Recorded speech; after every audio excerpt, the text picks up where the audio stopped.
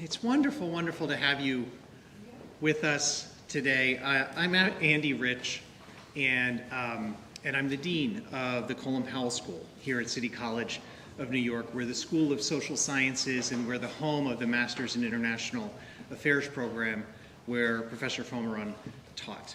And I want to welcome you to this celebration of his life. We are so pleased to have people who knew and loved Professor Fomerand with us today, and I especially welcome his family, his partner, his good friends from around the world, and his students, and his former students. And we know that there were many more folks who wanted to be with us who could not, but we're glad that we can have this group together today. So I've been Dean of the Colin Powell School for 6 years, and Jacques was a part of the faculty of our Masters in International Affairs program. And as I've mentioned to a couple of you, I did not have the privilege of knowing him very well at all. But among the many dozens of adjunct lecturers across the Colin Powell School, I heard more nice things about him than just about anyone else. Jacques did not need to be teaching in our MIA program. He did it as a labor of love. And it was the love that he showed our students that was returned. And from what I can tell, many times over, the students really adored him. You're going to learn about Jacques, his life, and his work today, and I'll leave it to others to speak on those subjects. And all I'll say as we begin is that what strikes me about him is that he clearly had a talent, not just for what to say, in his knowledge and in his skilled teaching, but also in how to say it. He left students feeling supported and cared for and more knowledgeable. Students knew he cared, and they cared for him in return. This is a talent that I think we all aspire to. It's how you make people feel that actually matters at the end of the day. And Jacques had a special talent, and it made him one of the most memorable instructors for anyone that he taught. His skills were so impressive that we recognized him last year with the Colin Powell School's 2024 Adjunct Teaching Award. He was singled out among the more than 150 adjunct professors across the Colin Powell School. That was actually when I met Jacques. He attended our celebration. We kind of required that he come. And I was kind of immediately struck by his distinguished, his kind, and his caring manner. We recognized him, and then Jacques said he had to leave. Now, there were like 100 people there.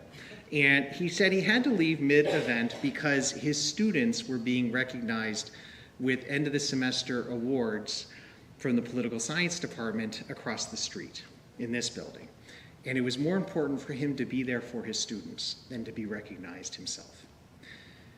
As I say, I didn't know Jacques, but that act alone told me a lot about why he is so loved. Ironically, at his passing, and in true CUNY, City University of New York fashion, we had still not received approval to send Jacques the cash award that went along with his recognition. You really, for those of my colleagues here who are at CUNY, you know that you really cannot rush CUNY. But I do think Jacques knew that. He knew how CUNY worked, and I hope and believe he knew how much he meant to this place. He was, in every sense, I think, a reflection of our mission, what we do to support and serve young people who come from every background imaginable, but who want to make themselves better educated and better positioned to be leaders in their fields. And we're going to miss him very, very much. My deepest condolences to everyone who knew him, and especially to his family and to his friends. I want to thank Nick Smith, who is a professor in our Department of Political Science and the director of our Masters in International Relations program. He put this event together, and I know he knew Jacques so much better than I did, and I want to turn the program over to him. Thank you all very much.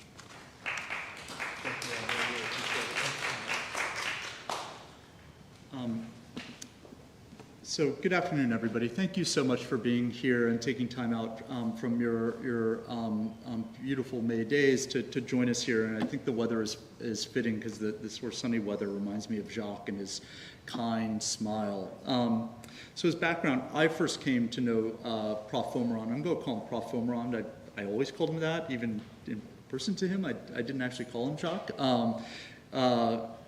I first came to know Prof. Fomerand about a decade ago when I was new to City College, and I was tasked to observe one of the adjunct instructors in our department. It's something you're required to do. And honestly, it felt rather ridiculous because I was a brand new professor right out of college. I was going to observe and somehow evaluate somebody who'd been teaching here for so long. It made no sense. But the logics of CUNY are the logics of CUNY, and that's where we were. So I volunteered to observe him, and at the time I had very few family obligations, and I tried to spare other colleagues the sort of challenge of staying on campus until late in the evening, and so I went ahead and I signed up for Prof. Fomerand's Europe and World Affairs course. I should also say I know nothing about Europe other than that I like to go on vacation when available there. Now, it can be a difficult task to teach from 7:15 to 9:15 at night. It's very late. I see one of our instructors nodding her head in recognition of the challenge. Students are frequently exhausted from long days at work. There's frankly just a natural desire to settle in for the evening rather than to be engaged. And for instructors, many of whom are themselves working professionals, these courses can feel like something of a kind of extracurricular activity. It's just tough at that time of night. I should say, though, that none of this was the case in Prof. Fomerand's class. Students were perky and engaged. He peppered them with questions. They debated the degree to which the European Union could be stable and enduring, which, this was more than 10 years ago, turned out to be a very prescient question, given that this was many, many years prior to Brexit. In brief, it was a fantastic, dynamic class. And it was in keeping with the best hopes for what a graduate course should be. I've got more graduate degrees than one should have, and I remember thinking, sitting there like, man, I wish I had this guy as a professor. It was his mentorship of our students that made Prof. Fomerand stand out to me, however. So for roughly the last 5 years of our program, or last 5 years, excuse me, he's taught our program's required research methods course. Now, this is perhaps the most important course and the most difficult course to teach in our program's curriculum. It's important because it's a prerequisite for our students to complete their MA theses the following semester. Basically, without mastering the skills that one learns in research methods, they just can't do their MA theses and they can't graduate. And indeed, we're in the research methods course where students take a vaguely defined interest in a topic and turn it into a tractable project. But despite its importance, it's an exceptionally difficult course to teach, and I know because I've taught it myself in the past, so I know from which I speak. There are a bunch of hurdles. First is an emotional one. Frankly, many students just don't want to take it. As I see my colleagues and a few of my former students laughing. You see a course called Research Methods, and it's the last thing you want to do. Like, peacekeeping sounds much more interesting, another one of Jacques' specialties. So students just don't want to take it. Second, it can be kind of abstract and difficult to grasp, not like the grounded realities of teaching about the United Nations systems, one of Jacques' expertises and passions, and the thing that many of our students want to actually learn about. This combines with a second barrier that, frankly, even for faculty members ourselves, a dirty little secret is that teaching methods itself can seem kind of boring to us, and we often have to kind of suck it up and do it. So a faculty member has to find their own passion to teach the topic, which is a particular challenge, again, late in the evening when we, frankly, often prefer to be home watching television or spending time with loved ones. But most importantly, it's just a difficult thing to convey. Why it is so important to learn how to think about the world and see about the world. And what so impressed me about Prof. Fomerand in terms of observing him was that he shepherded generations of students through this profoundly important intellectual process. And to be frank, the students loved him for it. They loved him. As I was putting together the schedule for this last year's MA thesis course, for example, the majority of students who were due to write a thesis wanted Prof. Fomerand as their principal advisor. So they had taken this methods course with them, and they said, Prof, you shaped how I've thought. You shaped the way I see the world. You shaped this project. I want you to direct this program, or to direct my thesis, direct my future thinking. And even more, as Prof. Fomerand advised, the theses, he did so for many years with no compensation, also a CUNY thing, having you do a lot of extra work without paying you or giving you course credit, though this is something I insisted on overturning when I took over as director. But the fact is that he was so happy to work with our students that he did so for free, and he didn't complain about it, which is a sign of a professor who is truly dedicated to the love of his students. It's on this last point, the love that our students have for him, that frankly made Prof. Fomerand so important to our program, so important to our students. I saw this firsthand in the spring of a year and a half ago, when our program held a luncheon to bring together students and alumni together to reconnect with former professors. And simply put, the alums, upon entering the restaurant, were overjoyed to see Prof. Fomerand, giving him big smiles, hugs, and thanks. One student brought him flowers. I've never gotten flowers. Students in the room, I'm just saying. That's a sign of a truly impactful professor, to be remembered years after teaching a student, and for that student to be able to relay in detail to that professor how much the professor meant to them. Indeed, shortly in the wake of Prof. Fomerand's passing, I received a note from a current student in our program who's a mature student, an older student, who had been a student in Prof. Fomerand's earliest classes 5 decades ago at Brooklyn College. So the professor remembered him from 5 decades ago and said he was delighted to see Prof. Fomerand again here at City College in 2023. That is impact. The student noted to me how he remembered and loved Prof. Fomerand as a young undergraduate and how delighted he was to be able to take courses with him now 50 years later. This is the kind of impact any professor would be deeply proud of, to have an impact on a student that literally, in this instance, carries throughout that student's life. My God. I'm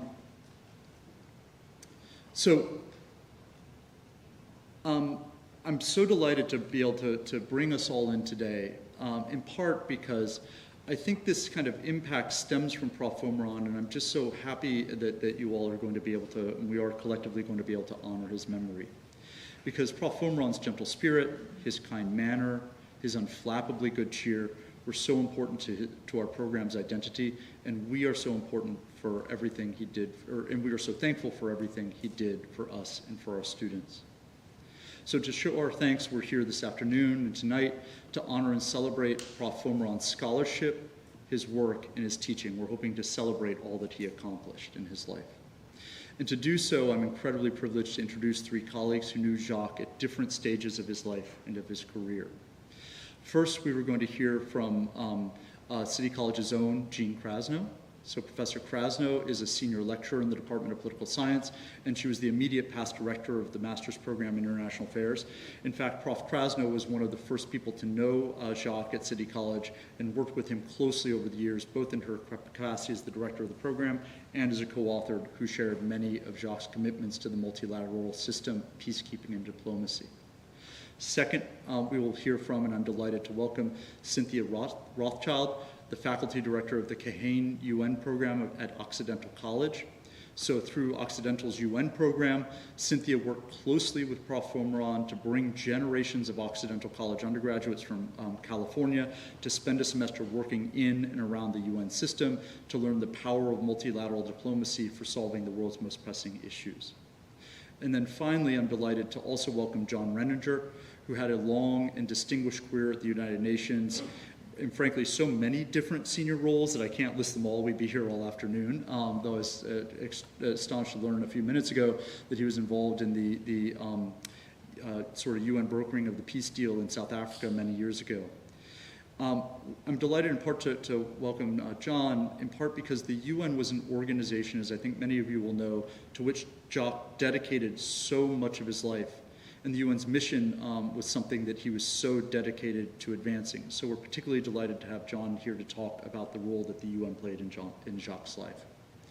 Please join me in welcoming our three distinguished speakers. And in particular, I'm going to welcome Jean Krasno to the stage first.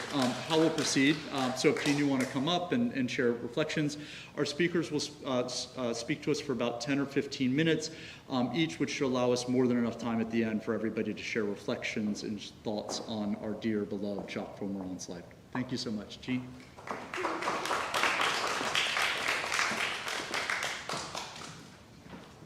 Well, I may be the one that has known Jacques the longest. Almost 40 years, which is really amazing through all kinds of experiences. And we first met because we were both in the PhD program at the City University of New York Graduate Center. So we both got our PhDs from the Graduate Center.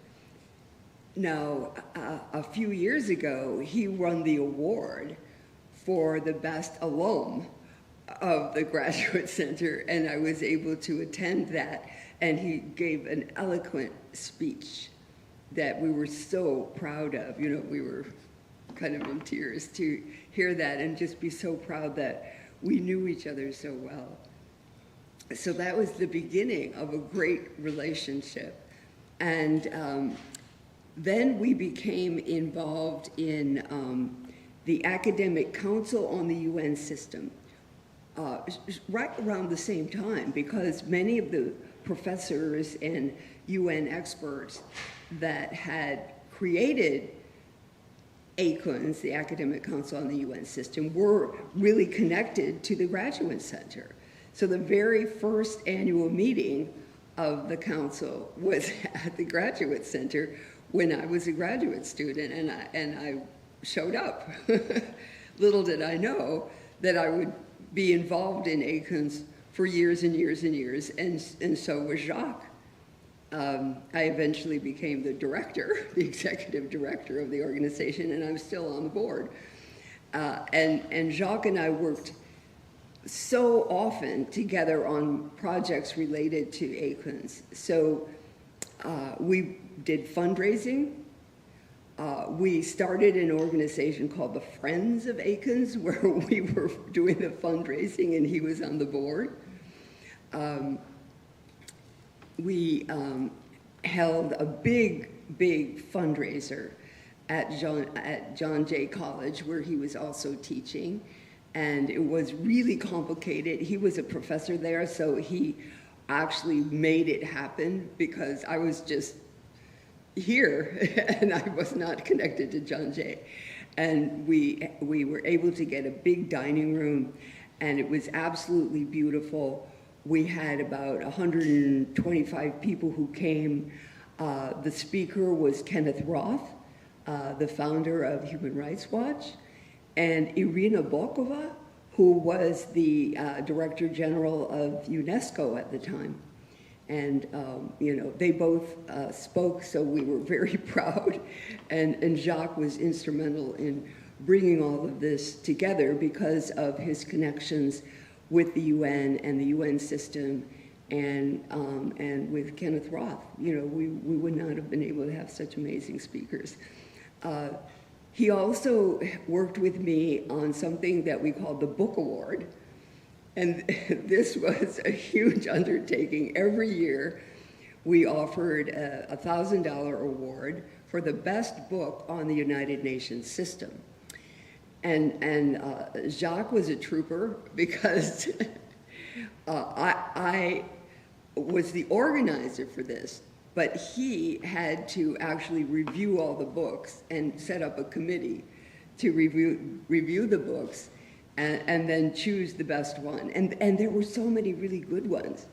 And I would remember that I'd pack up the books in these big cartons, get a taxi, go down to John Jay, give them to Jacques, that then carried him up to his office, and then he had his committee people read them there and come up with the winner. And we really had excellent books, so that was also really exciting. On a personal level, we had lunch together in Vermont, in Brattleboro, with his lovely wife sitting here, sitting outside next to this lake and really enjoying a lovely luncheon. So, and then you were supposed to go to Canada and you're going to get across the border. I forget what that problem was. I don't know. Oh, it was during COVID. Oh my God, yeah. And then we saw you right after that. You're like, oh, you came back, okay.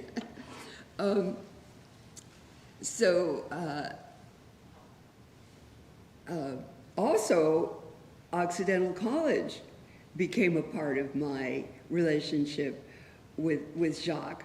I had forgotten about that, but now we mentioned Occidental College because he would teach the Occidental College courses at the church center across the street from the UN. And at that time, I was working on Kofi Annan's papers because I was publishing his papers and had been working with Kofi Annan to go through the different documents. And I had not the absolute originals, but photocopies. At first, we were allowed to actually go to the UN and photocopy the originals. Then they decided, oh God, your fingerprints are all over them. So then they started scanning them. But I would bring the photocopies of the Kofi Annan's papers, some of the most interesting critical papers, where he was writing notes back and forth to the Office of Legal Affairs, or to political affairs, or to management, saying, actually, how many slush funds do I have? And what are they for? And how much money is in those? I mean, that's in the documents, which is really fun to see, because I didn't know that a Secretary General has, slush funds. They can spend them on demining or, human rights or democracy, but, it has to be spent on that particular thing. At any rate, so Jacques frequently would invite me to his classes, and that was really a fun experience because we had that bond.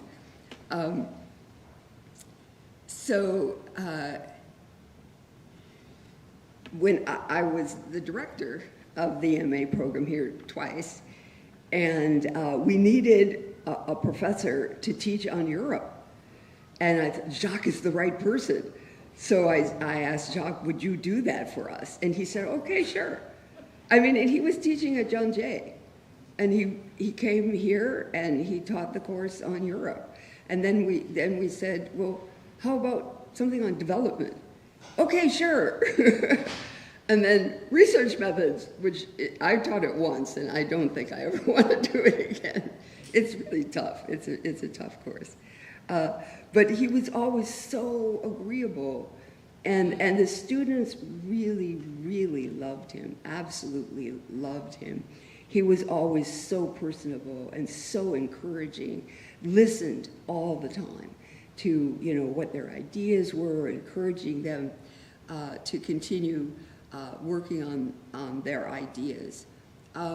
Jacques was also an expert on development, having worked at the UN in UNDP, and so I have 2 books that I did on the UN, and I said, well, I need a chapter on development. So Jacques was the absolute person to do it, and so in my most recent one that came out a couple years ago, he wrote the chapter on promoting human development, and it's absolutely perfect description of the history of how the UN approached development, human development, and developing the Human Development Index. And so I'm so pleased and so proud of the chapter that he wrote for our book, and we worked really, really well together on that. So in summary, we had such a close relationship. He was always so willing, and it was so wonderful to work with him. Just a beautiful person. And I would teach the class that went 4:50 to 6:50, and when my class got out, he would be arriving for the 7:15 class. So we would have this little transition period, and we'd sit and chat in the faculty lounge, and students surrounding him, and it was really a beautiful experience. So I'm so happy to be invited to this tribute to talk about nearly 40 years of knowing Jacques and what a wonderful person it was. It really enriched my life. Thank you.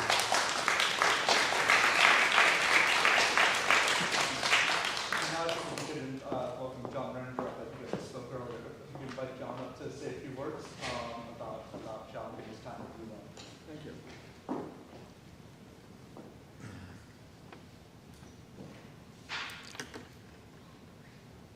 Excuse me a minute, I have to change my glasses. One of the hazards of getting old.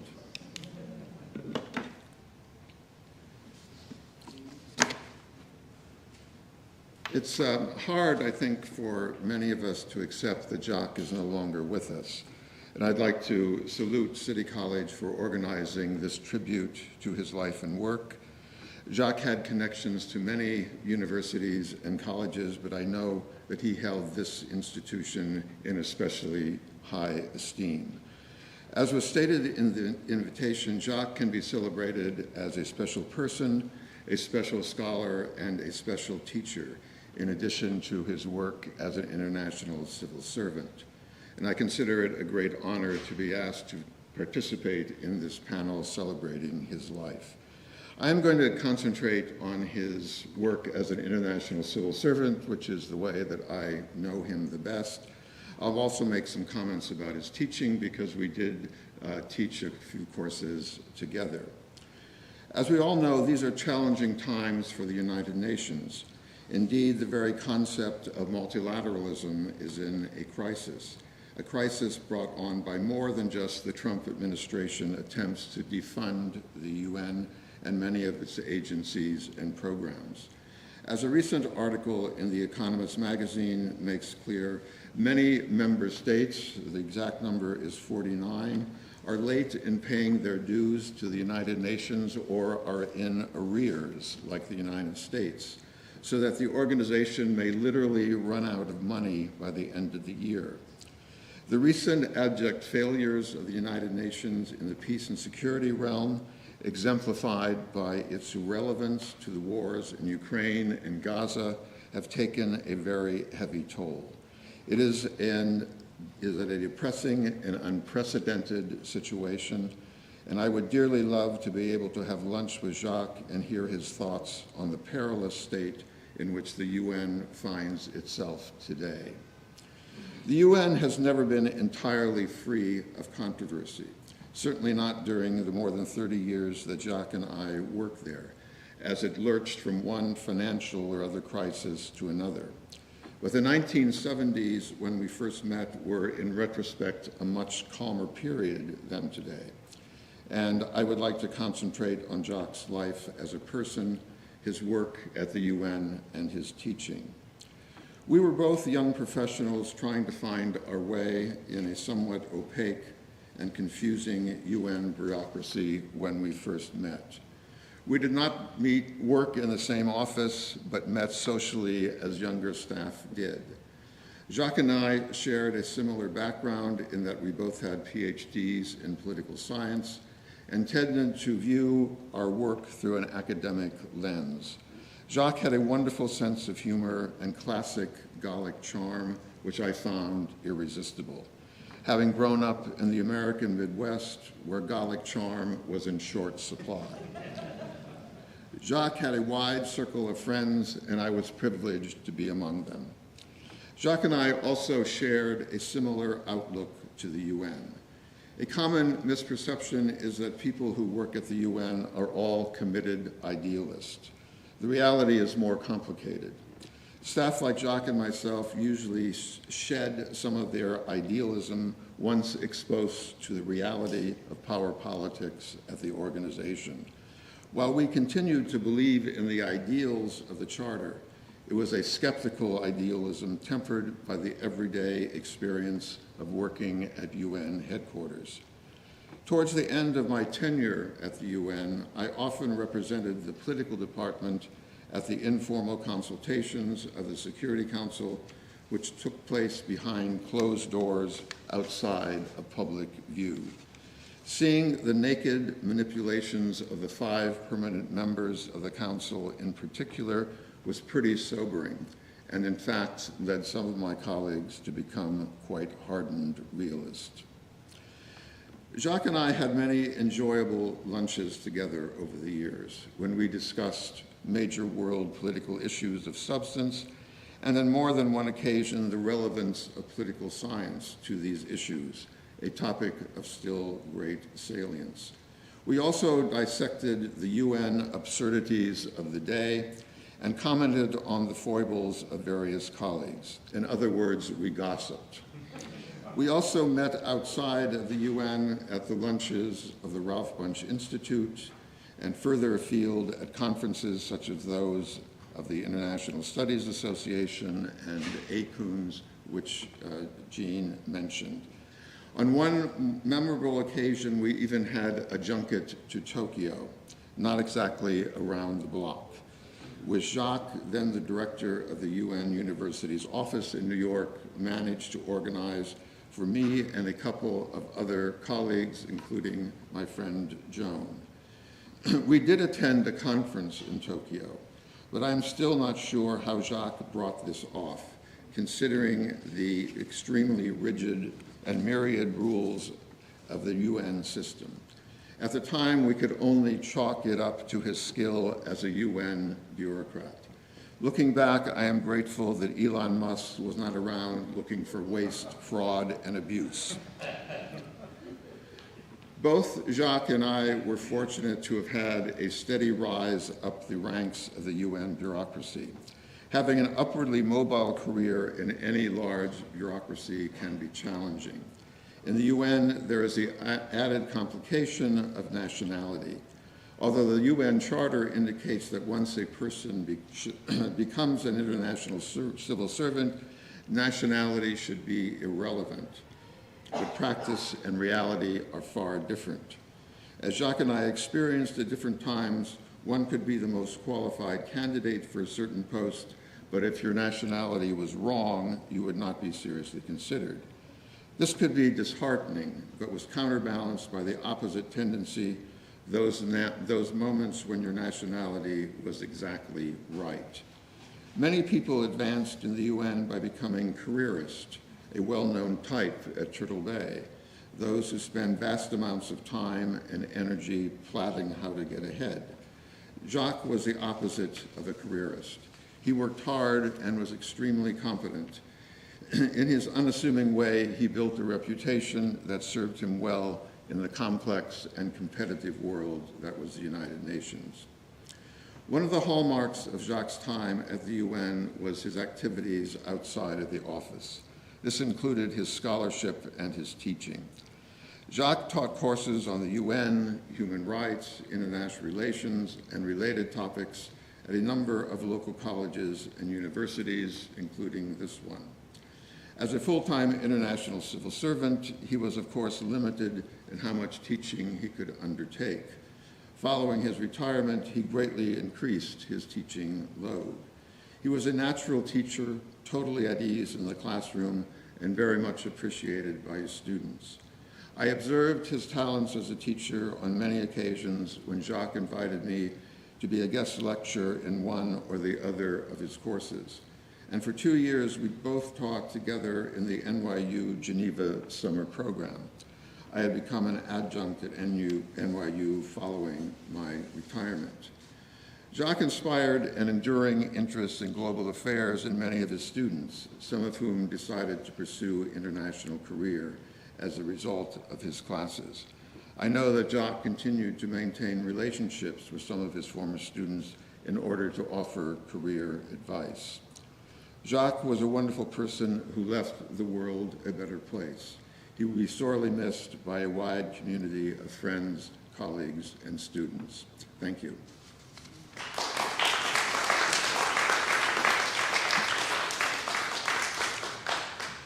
Thanks so much, John. That was lovely. And now we'd like to welcome Cynthia Rothschild, his colleague from Occidental College.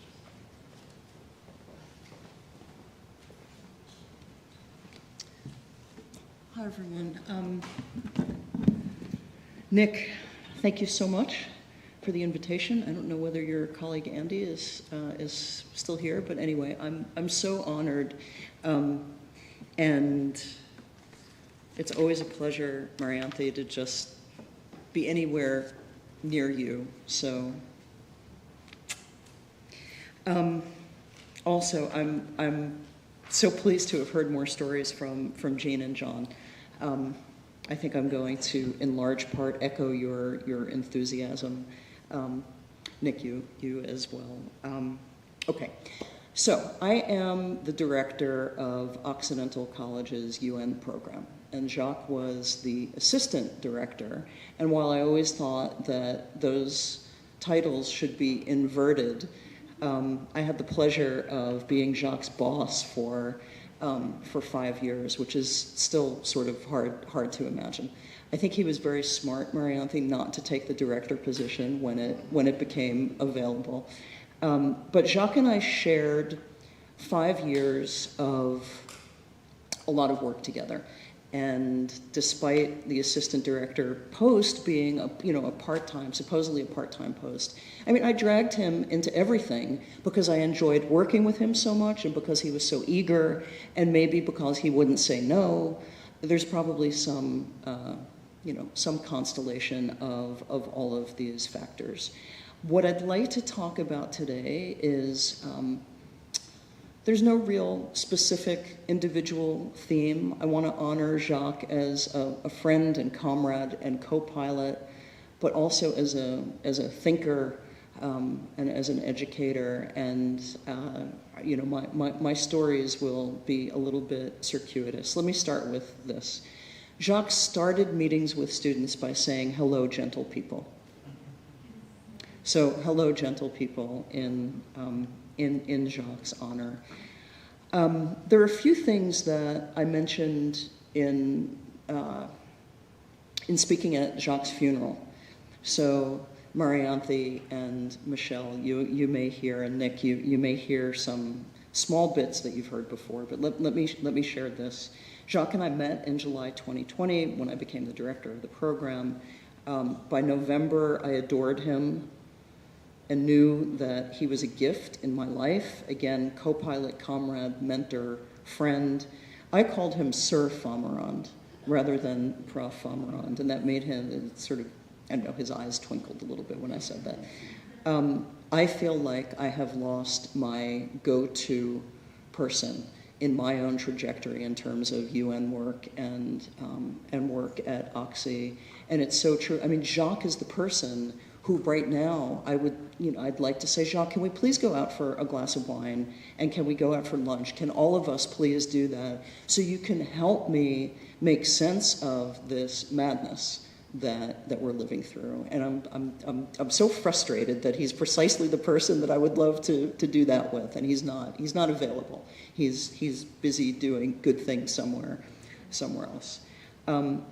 The Oxy program lost its shining light back in November, the night before the election, which I have more to say about. But he was the gentle giant behind 22 years. His affiliation with Occidental was about 22 years, and what that meant was that not only did Jacques teach, but he also helped to supervise students in an internship program. So the Oxy program is roughly 15 students who come from Occidental. They come from Los Angeles. They live in New York. They each have, in essence, full-time internships at UN agencies, government missions, or now NGOs. So Jacques would help with the working directly with supervisors like Michelle from UNHCR. And he would teach one course. I taught the other course in human rights. And everything just dovetailed. It dovetailed so, I don't know, logically and so sweetly. So he covered bases on teaching about conflict prevention. He worked with supervisors. We were in touch all the time. Marianthe laughs about this. I mean, Jacques and I were constantly in touch. Jacques, there's a student who's having heart palpitations. Can you help me make phone calls on this? Or, Jacques, there's a student who was climbing scaffolding in the city and fell and needs some medical attention. And Jacques would roll his eyes and, of course, be immediately available. We worked together on different kinds of things, interviewing incoming students, reviewing applications, working with donors. But we agreed generally on approaches to running a program, and that was pretty lovely.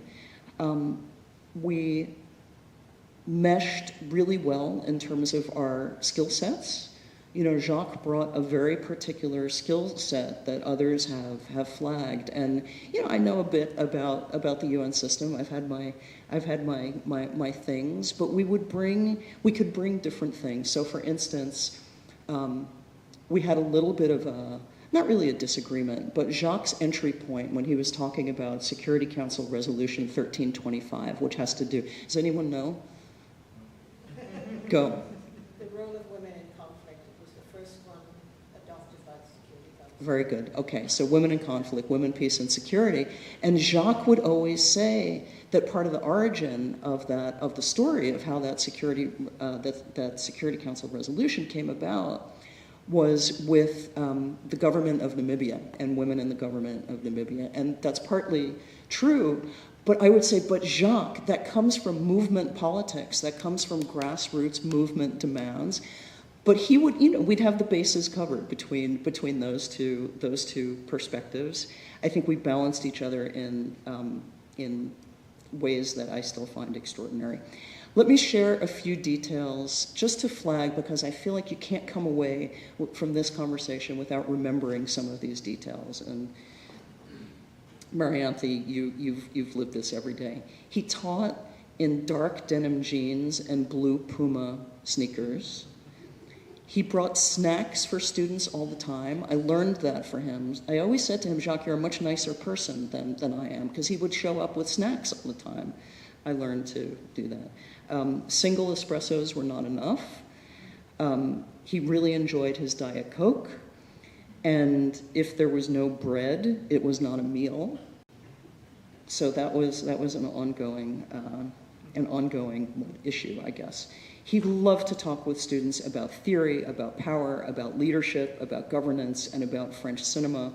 His focus areas, obviously, were in conflict prevention, development, human rights. But he knew about almost everything. I mean, there was barely anything that I could teach or talk to him about where, you know, I'd have my entry point, a good entry point. I'm not denigrating my own entry points. And then, you know, Jacques would say, well, there's some very interesting history about that. And, you know, and he'd educate me. So another example, the Declaration on Human Rights Defenders, which my entry point in that is looking at advocacy and looking at, you know, defense of human rights and activist movements and social movements. And Jacques would then talk about the 14-year negotiation to get governments to actually agree to ultimately adopt this supposedly consensus-based official UN document. He just knew so much. It was remarkable. You've flagged some of his academic work. So this is the Historical Dictionary of Human Rights. There's also an Historical Dictionary of the UN system, same width, and I want to flag, here you can see the width. I also want to flag that this is volume 1 of a 2-volume, this is 470 pages, and that's volume 1. His knowledge, his breadth of knowledge was so vast, and there are so few people who carry that knowledge, and I so appreciate what you have shared.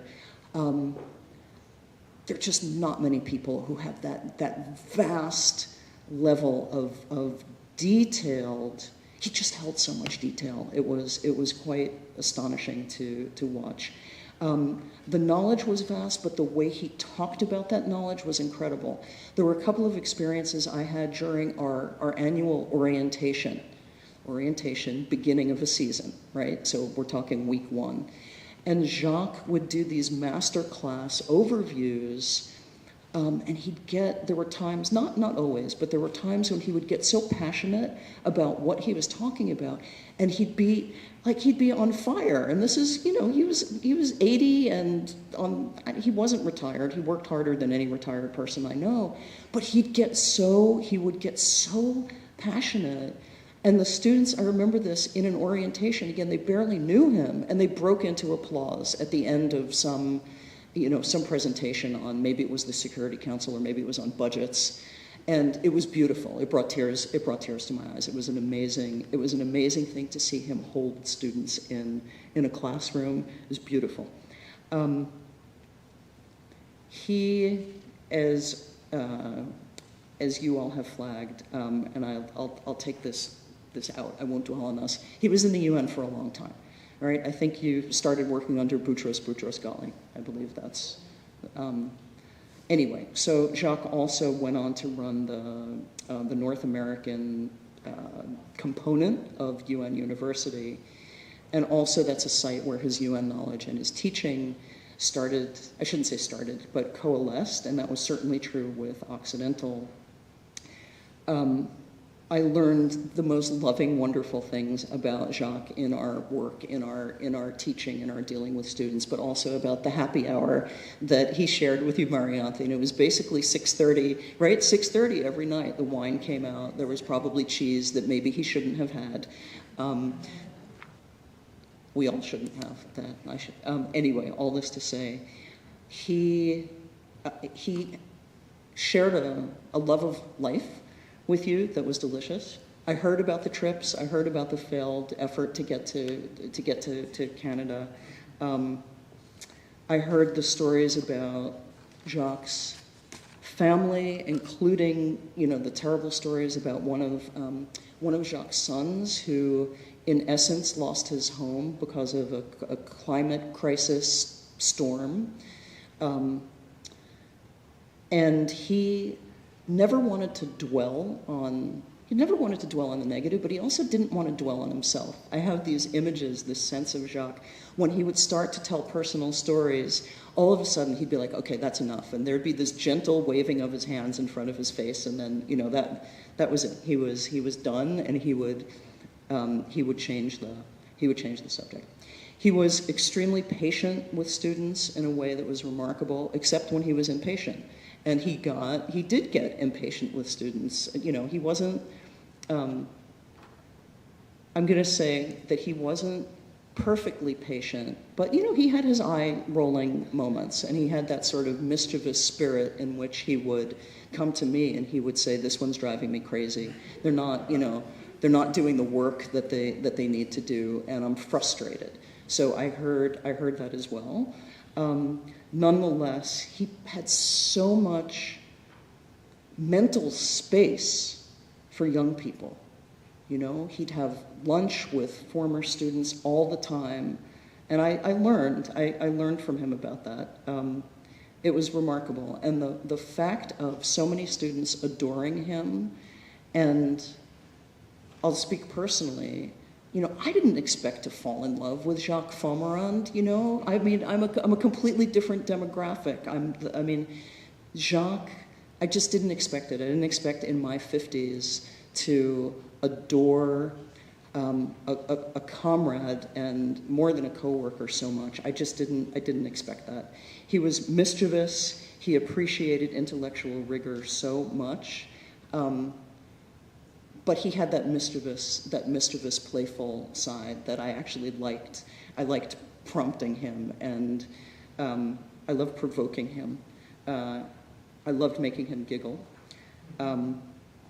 He believed in the value of peace, not only as an abstract idea, but with commitment. I'll flag something, and Marianthe, you did something very important. When we were talking before Jacques' funeral, it became, Jacques knew so deeply all the pillars of the human rights system. So he had the human rights, he had the human rights part, he had the development part, he had the peace and security part. And he also really cared about issues of poverty and development and hunger. And you flagged, and I say this again for strategic reasons, that while you never really dwelled on asking or suggesting for donations, but you named the World Food Program as an organization that Jacques cared about. I'm heading toward closing. I'm just going to say that Jacques' favorite UN quotation that I heard him emphasize again and again with students coming into our program was the 1954 quotation from Secretary General Dag Hammarskjöld, and this is a quote: "The United Nations was not created in order to bring us to heaven, but in order to save us from hell."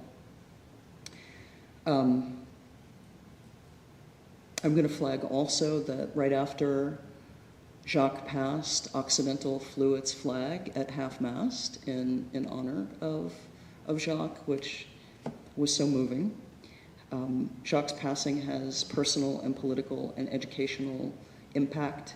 That vast loss of knowledge is devastating, that literal encyclopedic history of detail, but all that wisdom wrapped in such a kind and sweet soul.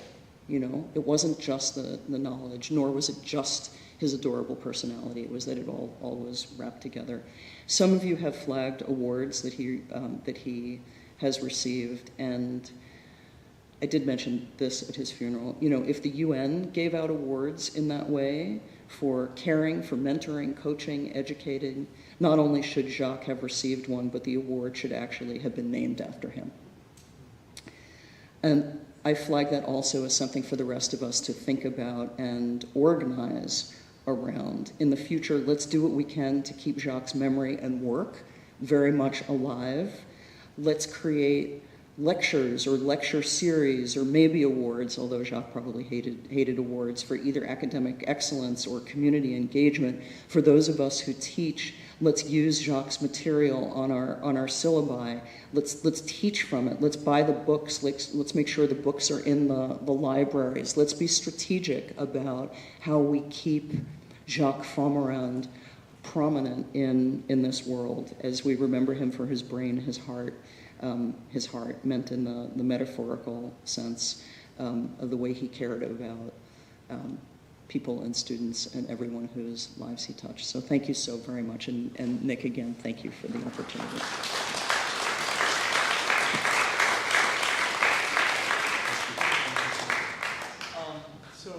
We've got about 25 minutes left before we can sort of informally share memories of Jacques. But I do want to invite people up if you kind of care to share memories of working together, of studying with Prof. Fomerand, to come up and share your ideas or not ideas, your memories and your experiences with our dear professor, if you care. I also worked at the United Nations for 25 years. I met Jacques in the 1980s when the UN had a program where staff at the general service, that's the secretarial level, could take an exam and pass to the professional level. Jacques and I were both assigned to be the examiners for the political affairs posts that were available. And we would mark the exam papers. You had to double mark. So I would mark, and then he would mark what I had marked. And that was my first little thing with him when he said to me, "You're so tough. You're not giving them enough marks." And I said, "It's competitive. There are two positions. We've got 35 people. You can't give everybody all the marks. You have to be really tough." So we had a couple of years of that back and forth over the work. Then I worked for 3 years in ORSI, which was the Office for the Collection of Research and Information for the Secretary General at the time. Jacques remembered that because in about 2016, and that was in the 80s, in 2016, I got a phone call from a young lady who said, "Professor Fomerand said I should speak to you about ORSI." I said, "About ORSI?" She said, "Yes, I think the UN," this is what she was going to write about, "I think the UN should go back to having that office." And I said, "But back in those days, we didn't have the internet, we didn't have electronic this, we had to wait every week. Bags of clippings from the different UN offices all over the world. And for example, I was handling Africa and the Middle East at the time. And you have to wait till the bag came and you got all these paper clippings stuck on things in the diplomatic pouch. You had to go through what is there relevant. They didn't do this sorting out there. And I said, it's not going to be the same thing today. With immediately you get the news, you get the internet, everything is sent to you. She said, well, it's the concept of it he wanted me to talk with you about. So I met this young lady and we spoke, and I think she presented her paper because afterwards he said, thanks for meeting her. She was quite happy with the outcome of her paper. And then, as John said, I managed to be on the trip to Tokyo. I'd not been to Japan before. And Jacques said to me, write a paper. And this was Boutros Ghali, and he wrote his Agenda for Peace. So I made a presentation. Well, the paper was written about Boutros Ghali's Agenda for Peace and its projections for the future. I didn't think that I would have to present it at the conference. I thought, I've written the paper, it's printed, it's given out there. And Jacques said, no, you have to be on the panel there, and you have to talk. Well, that was a little bit daunting for me, but he did guide me. He said, Joan, just don't read it, just highlight the parts on your paper, and you do it from that. So he helped me there very much. Then later on, I became the focal point for women for the Department of Political Affairs. And this was again the UN trying and still not succeeding to get a number of women in the professional category and to get the percentage up somewhere in the 40%. It didn't happen, it hasn't happened. And as a matter of fact, Boutros Ghali had wanted to have 50-50 by the 50th anniversary. Well, we haven't even got anywhere near to 50, but Jacques would invite me to his classes to speak about women at the UN and the efforts towards improving the numbers of them, and then later on, that 1325 resolution that Jean mentioned. I was part of the meeting in Namibia where that was drafted, and then it came back to the Security Council. So this was in 2003, something like that. So I worked on that, and that's what he asked me to speak about in his classes with his various students. It wasn't here. I remember being at one place in NYU. I think I went to maybe Seton Hall, someplace else, because Jacques taught in a number of different institutions. I don't know how he could keep up with it, but that's what he did. But I have to say, Jacques was really, he stimulated the mind a great deal. And of course, I love the whole Gallic thing, having lived in France myself for 2 years at the time. It was just wonderful for me to be with a French person in an everyday situation. So that's my memories of Jacques. Thank you.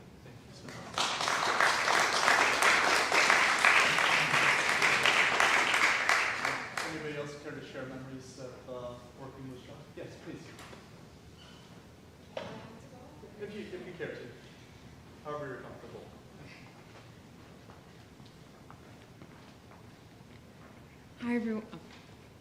Hi everyone, my name is Melissa. I was not planning on coming and speaking here today, so this is very informal. But I was one of Jacques' students a couple of years ago, and he was an amazing professor, both just, in the classroom and then a mentor outside of the classroom. I appreciated all of the advice that he would give me. He guided me through my thesis. He guided me through my career path. He gave me advice. We would argue about, if we liked Alain Delon or not in the French Hollywood scene. We would meet all the time at Pershing Square Diner, and he would always be so flexible and, so happy to meet up with me and just hear my rants about, my career and what I wanted to do and how confused I was, and just, listen to my stories about, the interviews that I was having and, just the thoughts that I was having about the political climate of the world and everything like that. And he was, honestly, we didn't just lose a professor, we didn't just lose a mentor, we lost a friend. For me, he was literally like my grandfather. Like, I never had a grandfather, but he really was like that. And yeah, he was just a great friend, and I'm really gonna miss him, and I'm really gonna miss his advice. I'm gonna miss his humor. I know a lot of people talked about his humor, but he really was just like a sarcastic, funny, that French personality of his was amazing. And yeah, I just wanted to say a couple of words, and I hope that, that spoke to some people. Thank you.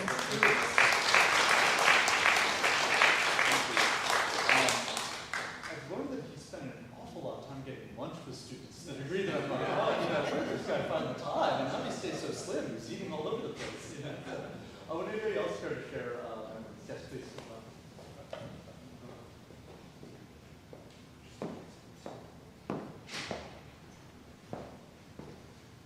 Hi. I'd like to celebrate Jacques. We had so much fun in that office. I've been in many places, but never so much fun as that office in New York at the UNU. I got to know Jacques in December 2000. I was there for a year before I went on to the USG. But during that time, we became fast friends, and we were fellow travelers politically, but also he was very, very relaxed, and we were, looking at the leadership of UNU. We had a Dutch rector at the time, and we were looking at things, how they, the machinations that went on within UNU. But it was a safe space. There was Jacques, there was Nathan, and myself and Ramon. That was the unit, and we had Mary Esther as well.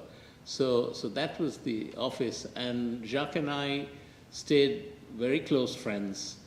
And in fact, my wife and I moved to New Rochelle because we wanted to be close to him in Larchmont. But then he upped and moved from Larchmont.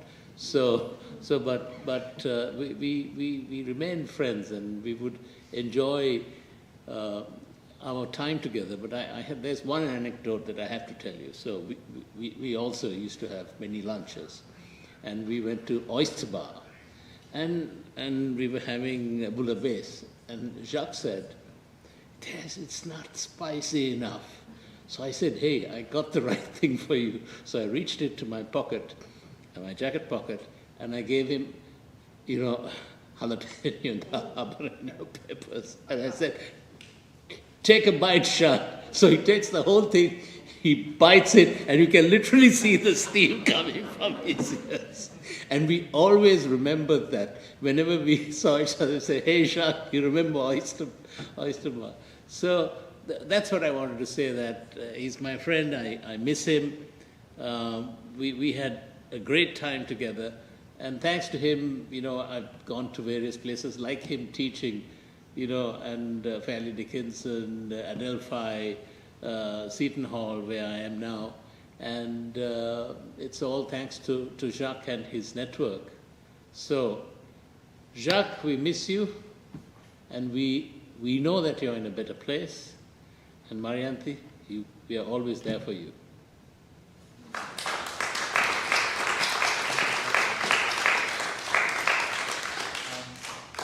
We still do have a few minutes left if anybody would care to share some more memories of working with or learning from Jacques. Yes, please.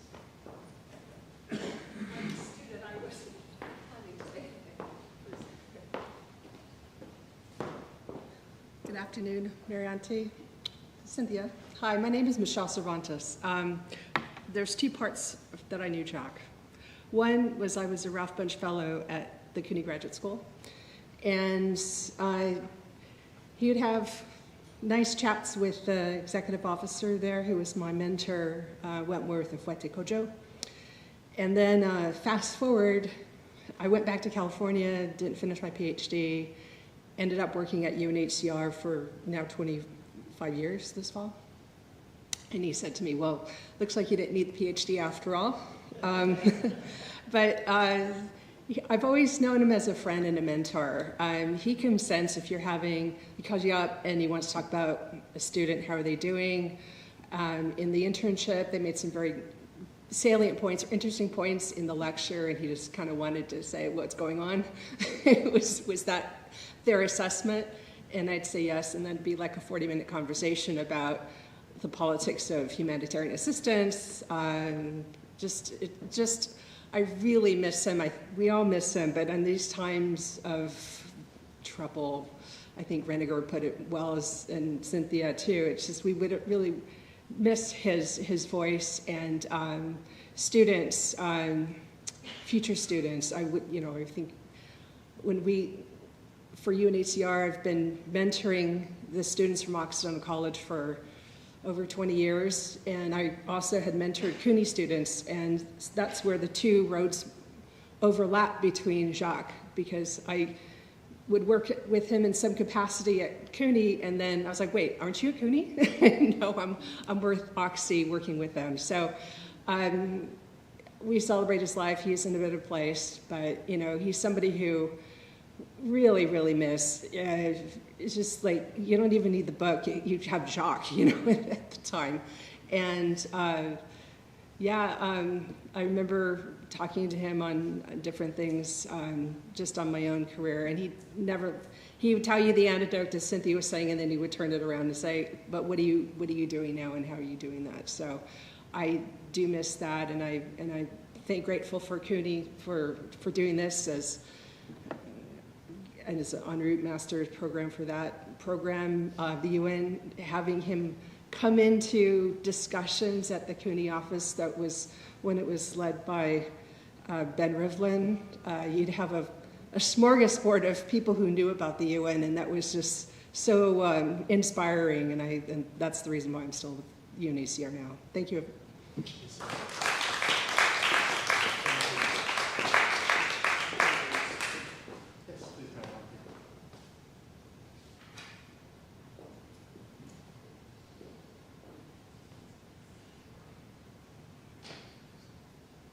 Hi, I'm Marianthe. Jacques was, I'm going to cry, but it's okay. It's okay. I was blessed to have him in my life for 20 years. I miss him terribly. I'm not going to talk about him. You all know him. I just want to say how much he loved all of you and how both as colleagues, but mostly you students and former students of his, you made his life so light, and you made his life so meaningful. He delighted to be engaging with all of you, and to, because he deeply cared for everyone's success academically and everyone's well-being as human beings. He had a particular love and honor. He considered it a great honor to be teaching at CUNY because he, being an immigrant and having gone through CUNY, he knows that CUNY, and I'm a CUNY graduate as well, that for many of us, CUNY was the only place that gave us the basis, that gave us the place, the opportunity. It opened the doors for us to be able to do what we are capable of doing. Because our parents knew nothing about higher education, had no money, could not send us to any other place, nor could we go away from home, so we commuted. So he considered this like a calling and like the best thing that he could do in the world.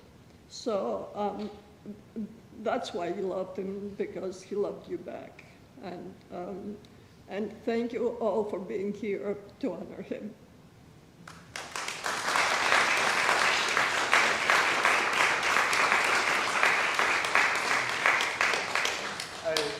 I think there's probably not any better note to end on than Marianthe's really extraordinary account of what it is to both work in this place and to teach in this place, and the extraordinary power that the professors here, and especially a truly dedicated professor like Prof. Fomerand, can have on his students. This institution, and Prof. Fomerand in particular, changes lives, as Marianthe is suggesting. I want to thank you all for being here. I want to thank you all for sharing your memories. I'd like to particularly thank Jean and John and Cynthia for sharing their remembrances, and to all of you for your well wishes, your remembrances, and your love for Prof. Fomerand, or as I call him, or Jacques, as most of you call him, it turns out. So, thank you, everybody. If you would, we can share informal remembrances and enjoy some fellowship together. We have some snacks. Apologies, they don't allow us to bring in red wine, even to honor the Gallic best in us if students are around. But perhaps folks will wander up to Broadway afterwards for a glass of red wine to celebrate together. But please, thank you everybody for being here. Enjoy some food and informal conversation, and have a good evening. Thank you. Thank you.